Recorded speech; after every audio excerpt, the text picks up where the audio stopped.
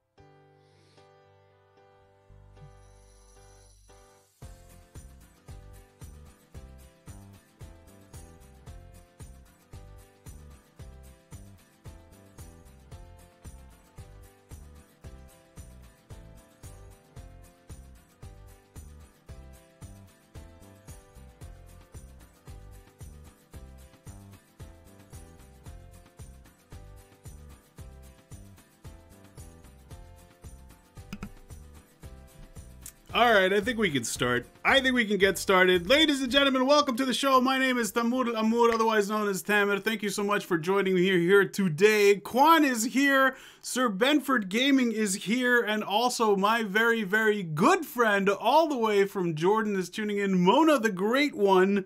Mona the Great One is indeed great, and she is actually Mona as well. So it works on a number of different levels.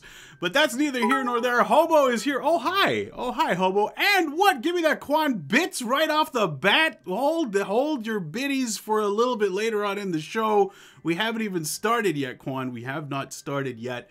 We are about to go and talk to a duo. They are called Dulce. I'm not sure if I'm pronouncing that correctly, but I will be corrected in just one moment. Now, Dulce R, their official channel is AllMusicConsidered on Twitch, and they are two very, very wonderful people. I am talking about Sandy Dhuyvetter and George Powell, musicians, artists, creators, intelligent human beings, empathetic beings, just lovely, lovely people. I think it's about time we get to know them. Say hello, everybody, to AllMusicConsidered. There you are. Hi guys. There you are. Hi, Tamer. We get to hear your voices now. Thank you so much for coming on the show and talking to us today. It's very, very cool to have you here. Now, here's the thing. BizFox, what's up, Tamer? Nice to see you. Belfagor, nice to see you here. We've got a mix of all different nationalities in the house today. And Mona says, George, love the sweatshirt. Habibi all the way. Habibi's just become a staple. Like, everybody in the world knows exactly what Habibi is and, you know, what it stands for. So that's very, very cool. But we are here talking to AllMusicConsidered. If you don't know, these wonderful people here do a show, and their channel is AllMusicConsidered, and you play live music. And you were the first channel that I ever saw on Twitch, the first ever channel that I saw on Twitch. And we became friends when you came on the show, because we will talk about this a little bit later, but for the time being I want to keep it Twitch related. But Sandy, you had an integral part in creating what is now a cult figure, and we are talking about Boba Fett of the Star Wars universe. Now, I don't want to get to that yet. Let's keep it Twitch focused for now, because you know what? There's a bunch of things that we can talk about. But first of all, tell us a little bit about your channel, what you do, how you got to what you're doing, and let's just take it from there. All right. Well, I'll start out. George and I we've been doing Facebook Live for about 5 years when we do our gigs outside or indoors in at different venues. So it was no real surprise about streaming. But when the pandemic hit, everything was closed down and our opportunities were really none as far as playing out. And so we realized that there had to be something else. So we were going to go back to Facebook, but I saw an article about Twitch. And I had actually seen Twitch because my son he loves to watch games. Right. And he's in Kyoto. So every time we're together, we watch a little bit of the Twitch gaming. So when I read the article, I thought, this is very interesting. Right. So I presented it to George and, we decided let's just get involved. So, and he's got a boat shop. So he's really involved in what he's doing. So I really just dove into it and built our channel as best I could to get on. And the very first stream we did was on the phone. George played something. Oh, you did. Yeah. Oh, you did the phone. You just put up your phone and you played it, and that's where you started from. Yeah. Well, I held it, and he played mandolin. We had 2 followers, and it was like, oh, okay. We're just trying it out, So. But that's funny.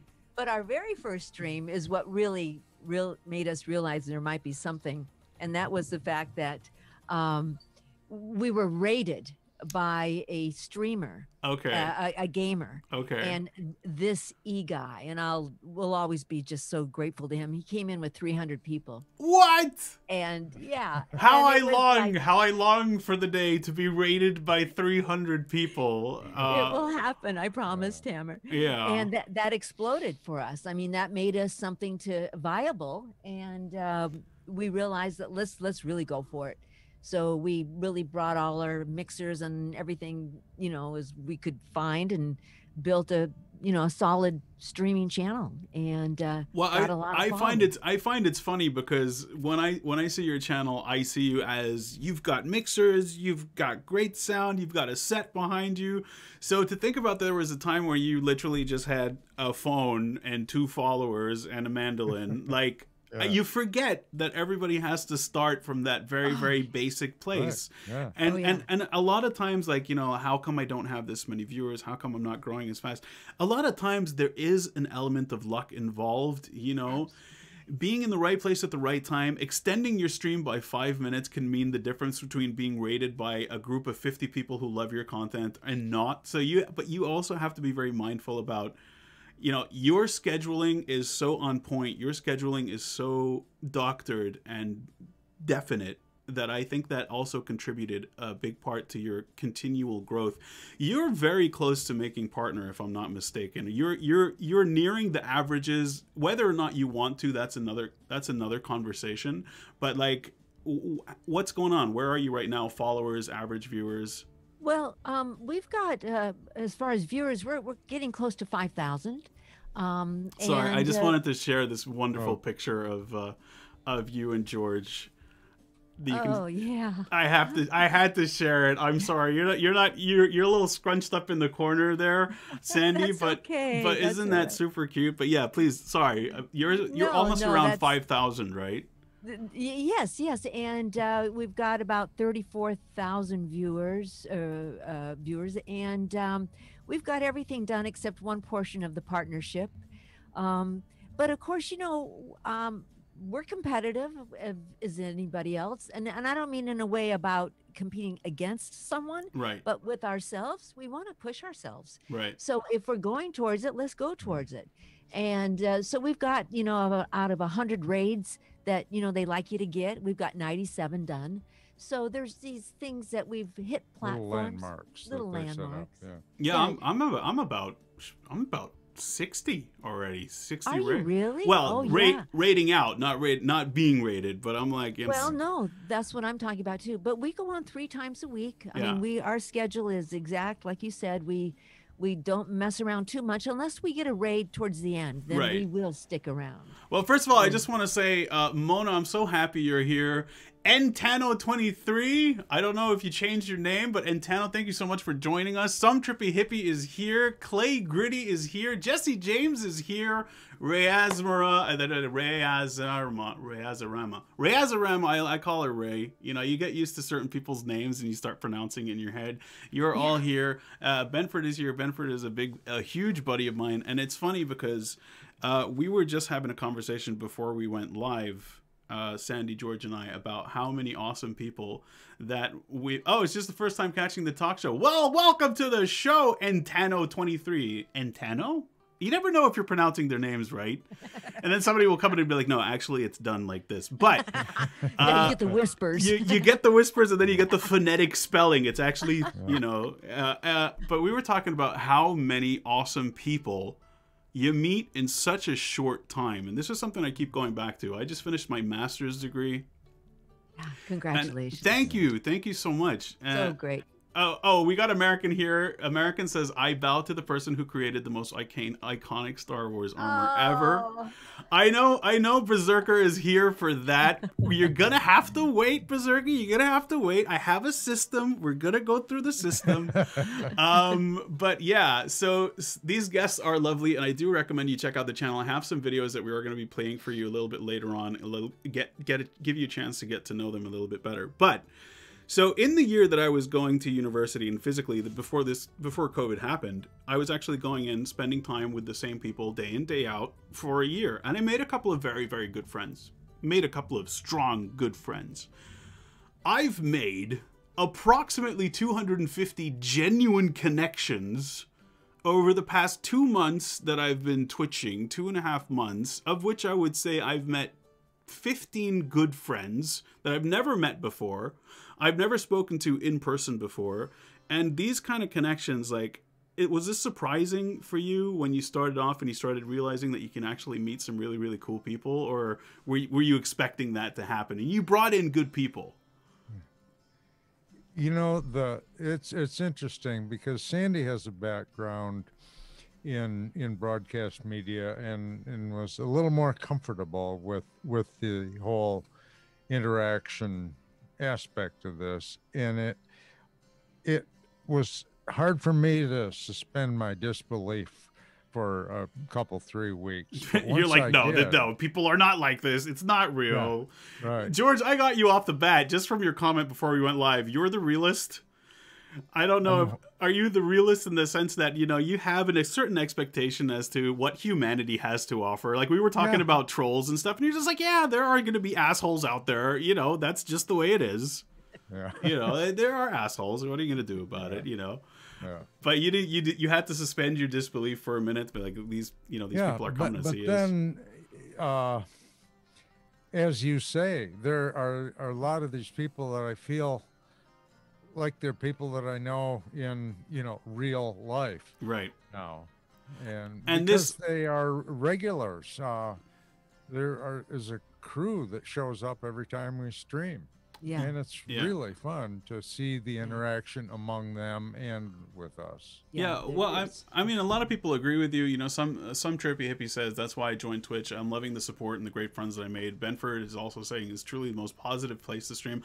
I never had any experience anywhere else, so I have nothing to compare it to. And I'm not going to beat around the bush. Like yesterday I was in somebody's stream and they're out of nowhere, just out of left field. And they were playing a first person shooter. They were playing Call of Duty, not my bag, but I will jump in and show support when I can. And all of a sudden out of nowhere saying, wow, you really suck. Oh my God, who lets you play this? And just like, who are you? Why are you coming on my channel? I want to ask, have you ever had a bad experience? I mean, from the few times that I've been on your channel, I've been welcomed every single time, and you have so many people to say hi to. How you keep on top of making sure that you let everybody feel included is magic in itself, and that's something that I aspire to make sure that every single person who takes a minute just to say hello, they're recognized and they're responded. But you do face difficulties. Can you think of a time where you maybe were in a situation that you had to play it by ear or ban someone or face some sort of toxicity? Sure. But I think it all comes down to, we are the figurehead of our stream, right? But the engine The engine are the moderators. So the Right. moderators are the most important part to your stream as you grow it. And to attract somebody who not only loves what you're doing and is competent and is dedicated and loyal, Right. that's really magic. And that has happened to George and I. Yeah, and people who have the judgment to know when to act and are on top of stuff. Yes, and they have had to act. Yeah. We've banned a few people, 2 people really right now, and it's devastating to do that. I take it very personally. I talk to them first. Our moderators talk to them. Yeah. And then I go and talk to them, and then we split. That's how we've had to do it. It's funny, as soon as you started talking about mods, everybody's shouting out their mods, and I want to do a shout out to my mods who are on the stream right now. Give Me That Quan. Give Me That Quan is just a cool dude. He's just a cool dude that we've become friends, you know, and he's like, yo, man, you need a mod? I'm like, sure. So long as you follow the same, you test these things, you get a feel for what's right. And, you know, I do know that there are my other mods aren't in at the moment, but they're all such lovely people. And yeah, everybody was shouting them out. Samus, I know Hobo Hero is here, a good friend of mine, a very good new friend that, you know, now we're going to start playing D&D together and doing all sorts of things like this. That's so cool. I know it. And I think, so the COVID part of it is something that I'm trying to wrap my head around. Reality Rebel is here. Ray Jones is here. He's listening in as well. Thank you so much for taking the time. Got you on Bluetooth while I drive. Right, because I have this set as podcast because I learned something from Sandy and George. I learned something from All Music Considered, and they gave me very interesting information because they told me that perhaps it would be more competitive for you to do the podcast and chatting instead of actually doing the just chatting, which has 500K viewers at any time, and podcast is a bit more niche. So you've done your research. You're not just out there experimenting. Like you know your demographic. You have an idea of which direction you're heading in, and I think a lot of people fall in that trap, including myself, of, well, I don't really know what I'm doing with this. I don't know where I'm going, why I'm doing this. If anything happens, it happens. But like, you know what you want to do. How much research do you put into the direction that you're going in? You know, the other thing that I've noticed, you know, and when I was talking about my initial unease with the whole thing, as a musician, you're used to a communication with an audience. Right. And when the audience all of a sudden just becomes a text window, it becomes important to pay attention to what's happening in there. Right. And that has helped us with our stream, is just seeing people's reactions to various things that we do, you know, and we tune according to that. Actually tune and you know, metaphorically tune, right? Because you have to tune. George has to tune. Sandy, you don't have to tune too much. I turn on a switch. The accordion is on, But when you talk about the direction and our path and journey that we've kind of selected for ourselves, it kind of goes back to our whole life's journey, really. I mean, not only with me working for Lucas, but then also branching out and you know, from there jumping into computer graphics and all of the things that took that, and owning a company, and then going into, after I took it public, streaming, going into radio and streaming radio. And so, but then it became clear to me, building bridges is what we get to do here. Right. And that was my path there. And as George and I have put our music together, it's really about that. It's about building bridges of communication, because it's one language. So that's really what's been so exciting about Twitch, is the fact that how many countries do we attract? I mean, at one point we had more Brazilians and Portuguese in our stream than Americans. So But I mean, is there a reason for that? I mean, culturally, they want to hear your music. Predominantly, you say All Music Considered. Anybody can send in requests. I've seen your list of book. It's like the biggest karaoke catalog you've ever seen in your life.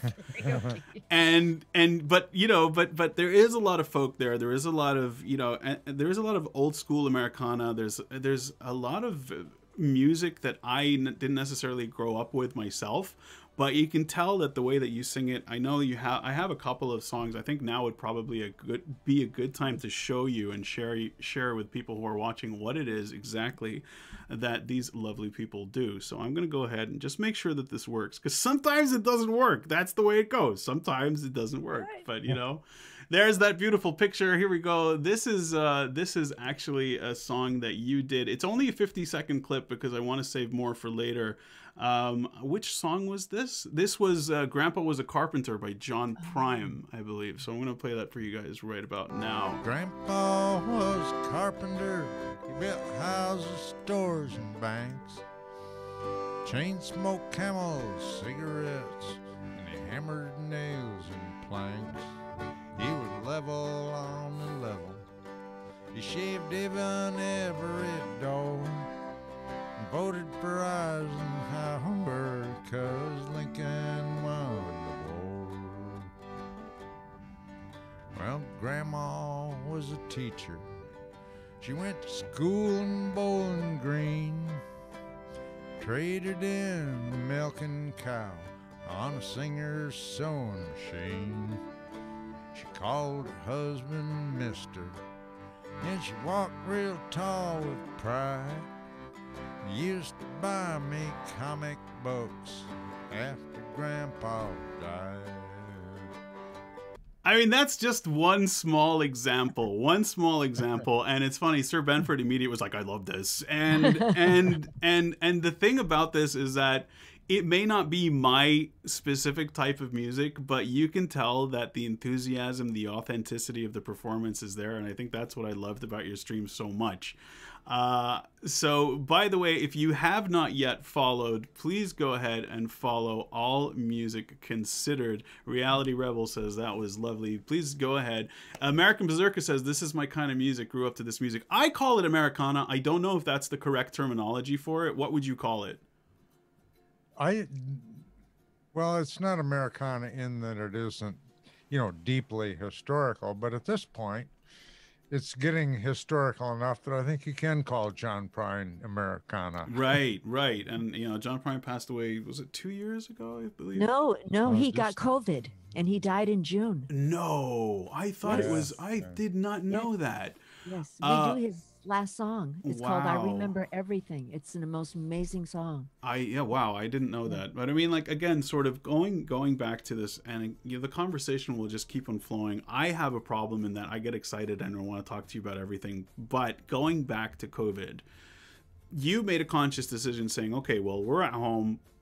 Our weekly gigs have pretty much been put on hold indefinitely. And then, you know, Sandy, that's when you decided to give this Twitch thing a shot.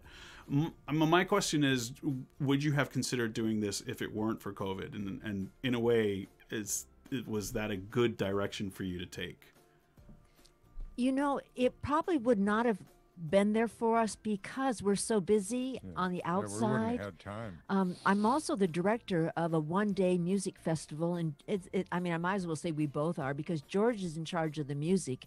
We get 35 bands in one day, so that's I read about this. We do that all year round, so we haven't been doing that. Yeah, and we're probably not going to do it again this year, but as we go forward, we don't see ourselves giving up Twitch, even as we go forward in our lives, because we know that new normal is going to still be different. We're not going to attract 9,000 people into a village of 500 anymore. That's right. Yeah, it is. It is a new normal. Busy couple. Yeah, I would consider you a busy couple. Yeah. Shell, thank you so much for joining. By the way, Char, very happy to see you here. Also, Oni Tuna, very, very happy to see you here.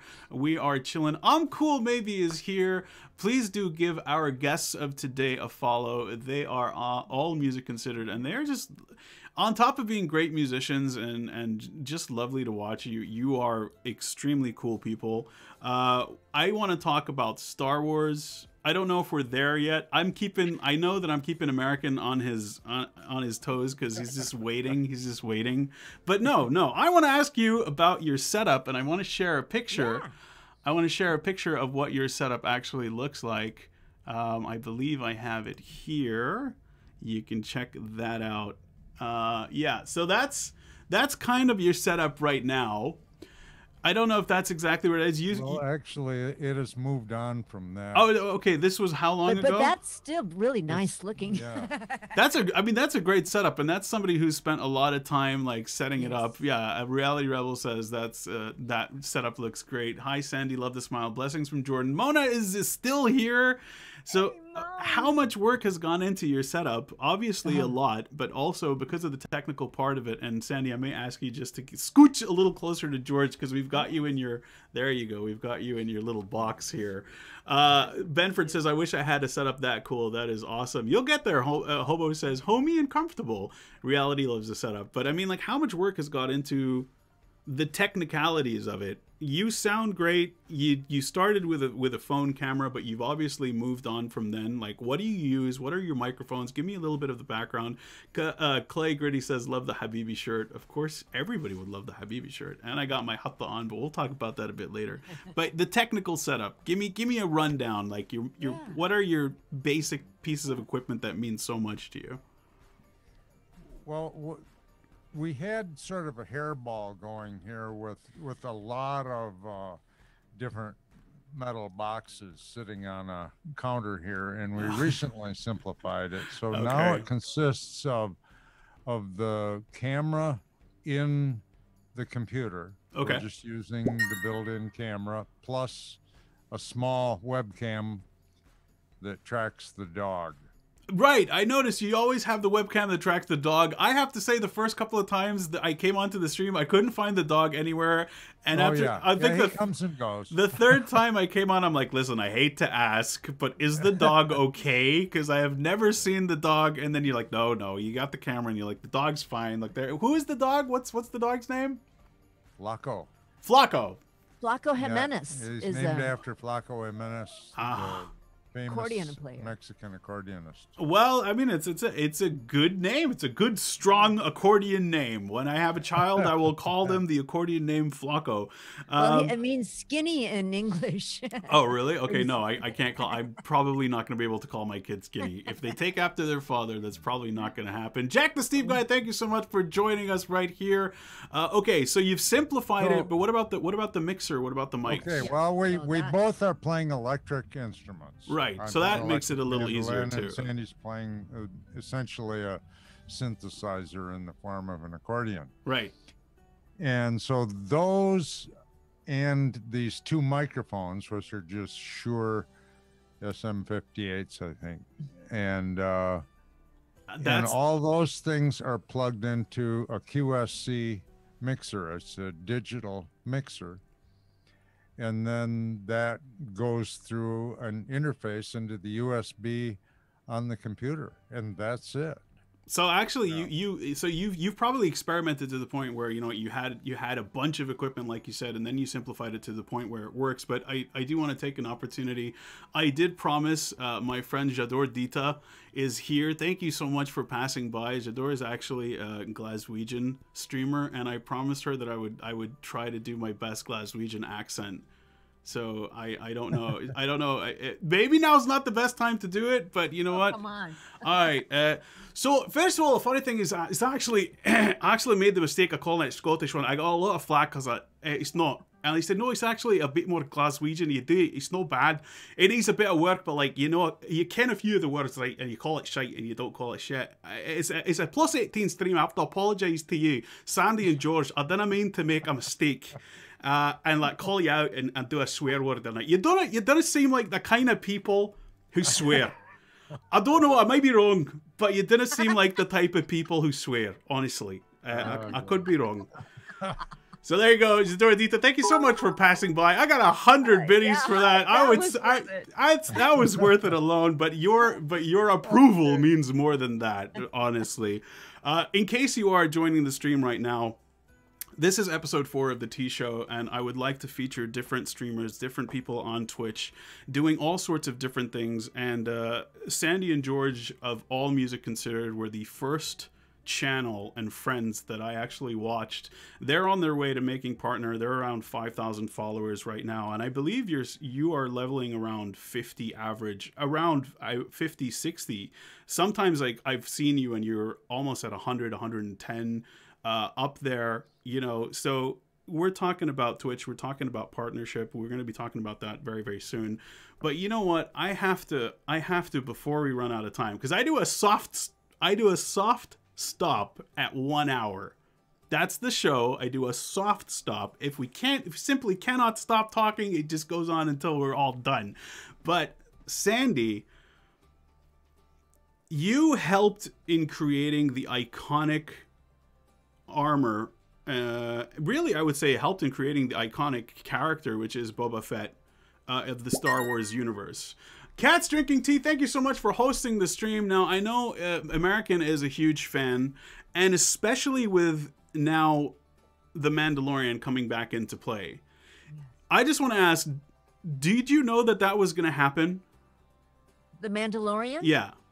Like, do you get any inside scoops because of your past, or was it just like, no? I'm pretty plugged into the fans network, and the network is very, very, very large. Right. The oldest Boba Fett fan club has about 88,000 members. Right. But I'm a member of probably 10 of them, and I love them all. I wish I had more time for them, but I go in and I but anyway, yeah, I get a lot of news that way. So I know when things are going to go sideways, or if Boba Fett's got a movie coming out or not, or what's going to happen. So I hear things. So I'm very fortunate that way. This is the way. Sorry, some trippy had to come. I go, this is the way. So you do, yeah, you get word of it because you're part of that community. What exactly was your role in creating Boba Fett?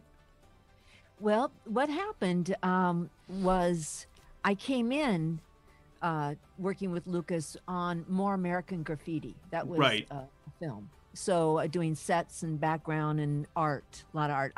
I have a degree in illustration, and I taught art in East LA for 4 years before I went up to San Francisco and really just wanted to be an artist. But in any case, the offer was, hey, listen, this is a character. It doesn't say much. You know, you want to paint him and sew him and all that stuff. And I said, yeah, we'll do that. I started a company called Daydream Productions, and the costume was sent to me from England. Yeah. And it looked like the 501 first. So it was all white and shiny. Yeah. Buffed it up, started applying layers and layers of paint with airbrushes. Also braided horsehair into long streams. Went into utility armor, Navy, Army, Navy surplus stores and bought all kinds of stuff. Right. I dyed stuff. I sewed stuff. Back in Santa Cruz, I can see. Yeah, Santa Cruz. Yeah, in fact, I just wrote the foreword of a book, and I tell you, Steve Coleman is the author. He did such a great job. He says, where'd you buy the paints? Right. I said, well, I know it was University Arts, but I don't think it's there anymore. Right. And he went and found the old picture on the street, and it was just like, oh my goodness. And he found all this stuff. It was just really fun for us to work together. But anyway, yeah. So, you know, and you have to understand too, I was in my 20s. I was somewhat of a starving artist. I mean, because I was making a living at my work. So I was looking for work all the time. Yeah.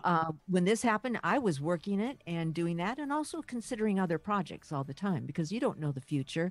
So when you consider I did this over 40 years ago, and people want to know the color of paint I used, that's really a difficult proposition sometimes. I mean, it's funny because my next question was going to be like, what are the questions that you're tired of hearing? You must get this all the time. All the time. But I mean, like, everybody is so curious. They're so curious. And you know that Star Wars has actually touched the lives of so many people. Yes. You know, and it continues to do so today. I can't wait for the day that my child is old enough that I can sit him down and be like, okay, here we go. Are you ready? it may look dated, but I think the magic is instilled in it so well that it doesn't matter if it looks dated. The story of it is still something that captures the imagination. By the way, sorry, I did actually get a couple of messages. And it's so funny. Now I've lost them. Oh, American Berserker. He wants to know, what was your inspiration for the Mandalorian armor? It reminds me of a Spartan Roman legion type of inspiration. Well, you know, I was not inspired to do the Mandalorian. Somebody was inspired by Boba Fett to do the Mandalorian. Right. I mean, the Mandalorian as the people and as the tribe. I don't know what you would call it, but you know. Well, you know, what inspired me was, you know, also what other previous. You see, I did not create from magic Boba Fett. Boba Fett has a little bit of a history as far as drawings, ideas.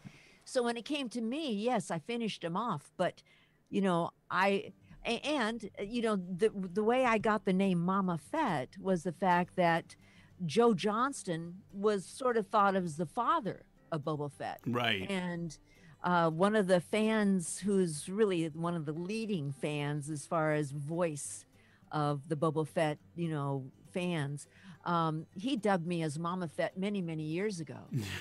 So it stuck. It's a great name, and it's funny. Like, even when I posted about, you know, who we're going to be talking to, I had to say Moma Fett. I actually have some drawings here of the bounty hunter garb, and they do reference you. A lot of the Reddits that I look at, you know, you are referenced. You are recognized as a true creator and somebody which helped create one of the most iconic bounty hunters of all time, basically.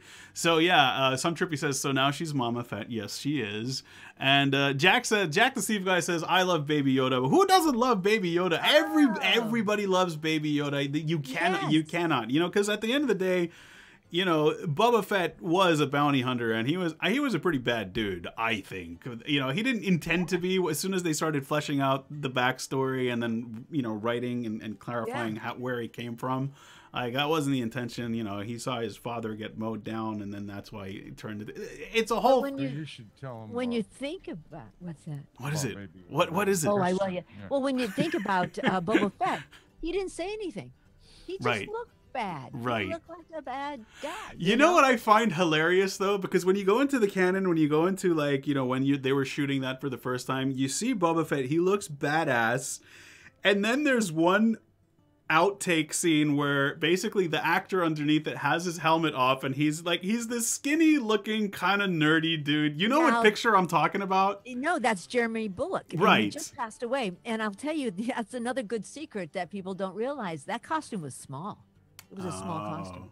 Okay. So, you know, he looked probably big on the movie set, but Jeremy was a small UK English actor, and we just lost him. He was supposed to write that forward with me, and he just died, I think, in December. So the community was very heartbroken about that.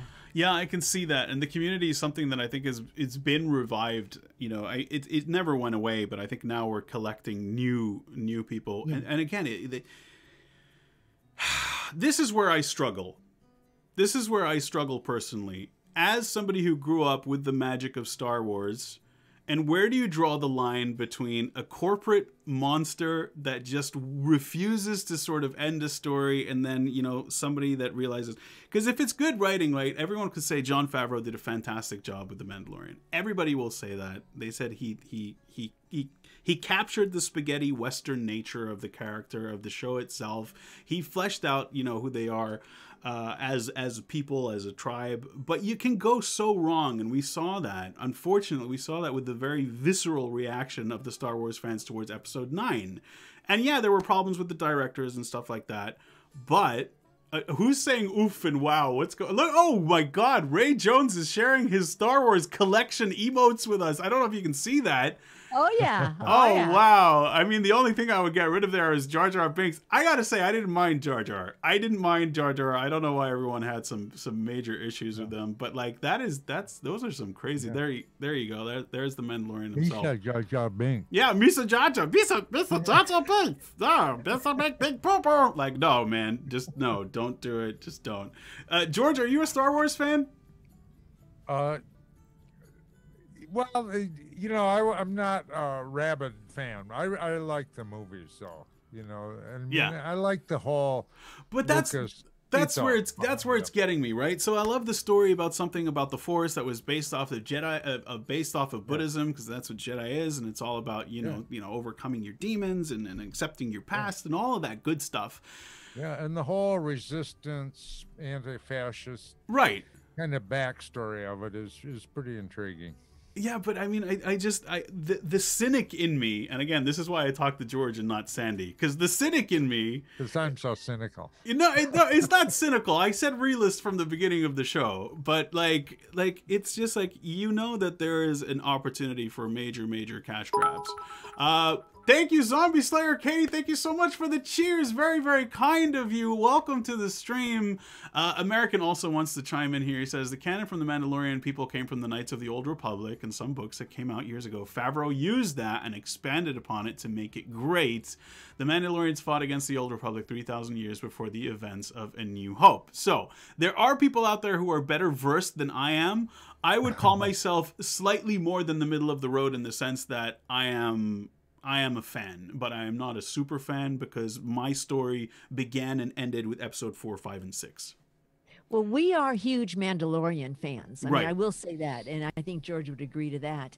But we just traveled with Baby Yoda's creator. Yes, you and did. That was Christian Altman, and we went to Jordan with him. Yes, you did. And we had a spectacular, 11, 12 days with him. And we went all around, and we also went with Gene. Oh, I can't remember Gene's last name right now. But Gene was also an ILM artist. Yeah. We had done that before. We worked on the whole creation of this whole project with Mona, bringing, the film industry and the awareness of where all these films were actually filmed in Gene Jordan. Bolt, Mona says. Gene Bolt. Gene Bolt. There you go. Gene Bolt. Thank you, Mona. And also, I want to show you a picture. I'm going to ask you just to scoot up a little bit next to George again. I'm going to go to my shared host and media. This was when you came to visit us at the station at Bliss 104.3 back in Jordan when we did our interview. And we're there with Lauren Peterson. If I remember correctly, he was one of the set designers and he did a lot of work on the actual models. He's the guy who built the Millennium Falcon. Right. He built the Millennium Falcon, and I remember both of you coming into the studio. Like, I'm a little cooler now, I'm a little older, I'm a little more mature, but I still get flabbergasted and I still get starstruck when people from my childhood show up. Chick Nick, thank you so much for being here. Yeah, Lauren Peterson is the creator of the Millennium Falcon. There he is, and we had a couple of other friends. I know that these were stormtroopers. They were walking around when you would like go down to Jadash and Wadi Rum. Oh yeah. Fantastic time. But getting back to Lauren, he's worked on every single Star Wars movie. Right. So he was there as a kid, actually. Right. And by the way, there were no women. I worked out of my own studio, but there were no women in the beginning. And they started hiring women, later on. Intentionally, or just like we need more artists and the rest happened to be female? It was just a matter of just the way it was just the culture. It was just the culture.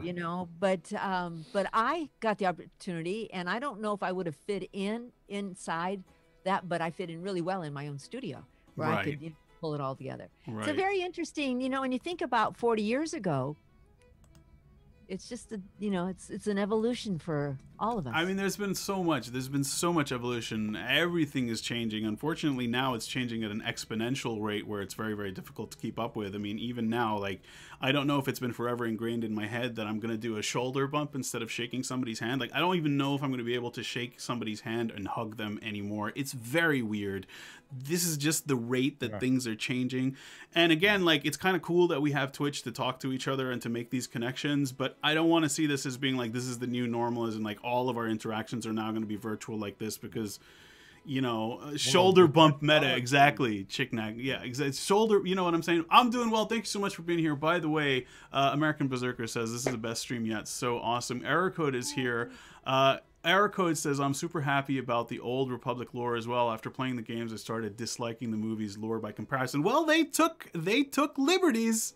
they took liberties and they rearranged the lore. Hobo, thank you so much for the cheer. I appreciate it so much, but we are not here for me. We are here for All Music Considered. And I think now would be a great time to show you that video, actually, of when you were in Jordan. I've prepared it for you right here. Let me just go ahead and turn off this music and switch over to media and chat. Look, I'm still getting used to things over on this end. Great, like, Tammer. switch this, stop this, press this, volume this. Here we go. This is the video that you guys did, and you're with a very good friend of mine. We'll talk about them in just a bit. Tam and Masri and Jubidu are some awesome people, but this is the video you were talking about, and this was your trip with the ILM members who went ahead and ILM? Yes. Industrial Light and Magic. Here we go.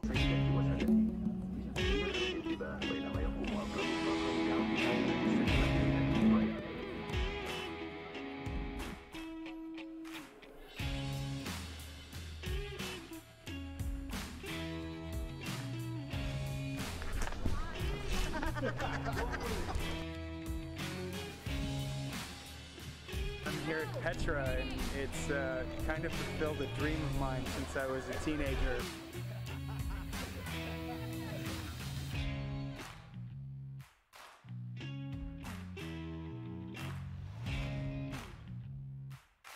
I'm a boat person, so I am at home now.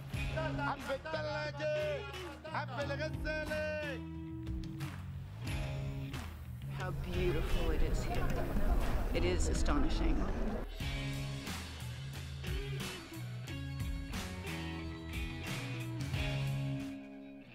We're here early morning to get the sunrise at Wadi Rum, and it's just amazing.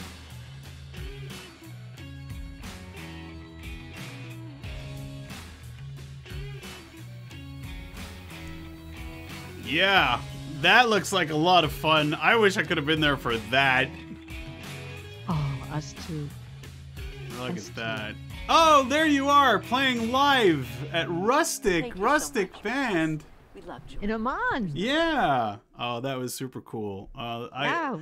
Now I have to say I am a little homesick. After seeing that, I'm not gonna lie, I do get a little bit homesick when I see that. But you know what? That's really cool. It was an opportunity for me to also showcase that, you know, when things get back to normal, when they do, you got a place That's to right. In travel fact, to. We are now. Let me tell you about the next plan that Mona and I and our team have. Yeah. Is the fact that we are now moving to get sponsorship to make this happen again for the third time. We'll be bringing in another artist or two, Yeah. and we're going to open it up to our fan base. So we're going to take probably 20 people with us. Oh, that's awesome. Can you take me with you? Yeah. Can you take me with you? Yes, Tammer. Oh man, that would be so cool. I mean, like, I'll tell my wife and kid, I'm sorry, I gotta go. It's not a vacation, it's work. I'm going for work for 2 weeks. Well, we'll put you to work, George and I. Put me to work. Send me. I will go with the microphone and just ask people things. We're like, yeah, do you like Star Wars? You like Star? I like Star. You like Star Wars? I like Star Wars. Anyway, for love, thank you so much for being here. Menace, thank you so much for joining, guys. I hope you're enjoying the show. My internet needs to be acting out at the great part of the show. Hey, it happens. Don't worry about it. Technical difficulties, they are going to happen. We already talked about Twitch. We already talked about the difficulties of Twitch. I want to ask you a little about something. What about... Don't take this the wrong way. You're older than me. I knew it was going to be age. Yeah. Isn't this cool? Yeah. But that does not affect like your performance and your technical know-how and your ability to capture an audience. Has got nothing to do with age. What I'm referring to is your ability, Ripperino. No, what I'm referring to is your ability to handle stressful situations perhaps a little bit better than somebody who is 35 with a new child and financial responsibilities and all of these things. Like, I feel like you know how to handle COVID with more grace. And a lot of people end up turning to Twitch because they want to maintain that connections, but they underestimate how difficult it is to maintain, how much effort and how much time and how much soul it can take out of you. So as professional streamers, how do you balance that, and how do you stop stream burnout? You know, I just feel like you handle it with a little bit more grace. I'm not sure why, but what are some of your issues?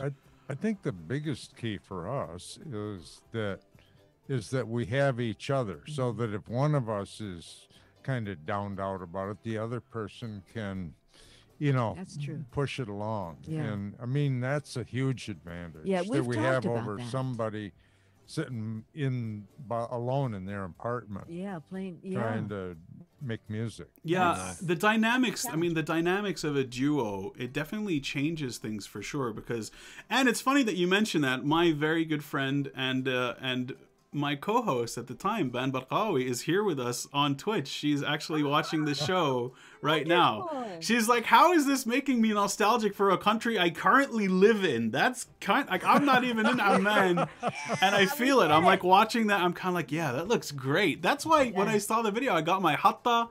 I was like, you know what? I'm representing today. Proud. You know what I'm saying? Jordan is an amazing country. I mean, I'm totally in love with Jordan. And she says actually Rustic was one of my favorite places too. And us too. Gimme a Kwan says, I love how she was introduced as Moma Fett. Yeah, well, that's how you're known. But it's true, the duo dynamics definitely changes things, I think, from a streamer perspective. You do have the ability to bounce each other. And Ben and I used to have the same thing.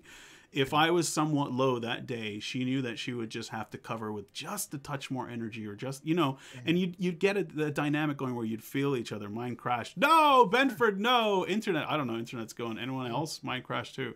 Yep. Everyone's crashing. Is it my bit rate? If I could mention something about with the perceived ability to cope with stress, and the thing that George and I have done during COVID is, we've really, and we've always done this actually, is really watch our diet and really watch our mental ability and really watch the harmony that we have to bring to all of this to make this work. So it's exercise, it's diet, it's mental, wherewithal to be positive. Well, and also music. Because just the act of making music is such a healing thing in itself. I agree with you. I think in the sense that because it's very music related, you do have the opportunity to use that as something that, because I mean, with gaming, it takes a lot out of you, as enjoyable as it is.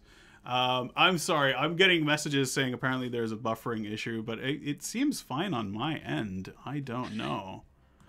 I don't know why. I don't know why. Even my buddy Swords has come in, and I always do my Christopher Walken impersonation when I see Swords come in, which is a horrible. It's terrible, George. I see you looking at me. Don't ask me for it. It's the worst impersonation I do. I can do other ones. But yeah, is it locked on your end? By the way, can you see it? Yeah, it is locked on our end too. So I'm just gonna go in there and get it again. Everybody, refresh. Yeah, refresh. I don't know if that's gonna help. My bitrate says I'm fine, but you know what? Listen. Either way, I'm very happy that we had a chance to talk. I'm not going to call it just yet, but we had an opportunity to talk about some really, really cool things. It still looks healthy on my end. I don't know why. What is going on? If anyone's listening, potential streamers, the thing that Sandy emphasized early on, and I was a little skeptical of, but now I believe in wholeheartedly, is that when you stream, you've got to stream for over 2 hours, and you have to do it regularly. Right. And like you have witnessed, sometimes something happens at the last minute, and you have to be able to roll with that. We always stream for 3 hours. Yeah, I think that's actually a great amount. A little bit grueling, but it's well worth it. I don't know. Everyone's unfortunately saying that there's... I'm telling them, George says stream for... I literally put it in chat. George says stream for more than 2 hours. I'm like trying to relay. If I had CC, I would just put it up in chat instead. But I don't know why we are. My screen is also just black. What is going on? I think the video kind of probably sucked it out a little bit. I'm trying to reload myself. Hang on, let me see if I can... I think the stream will have to be restarted. Can we restart the stream? Let me just try and restart the stream. Is that okay? Sure. Yeah, absolutely. We're not going anywhere. We live here. Let's see here.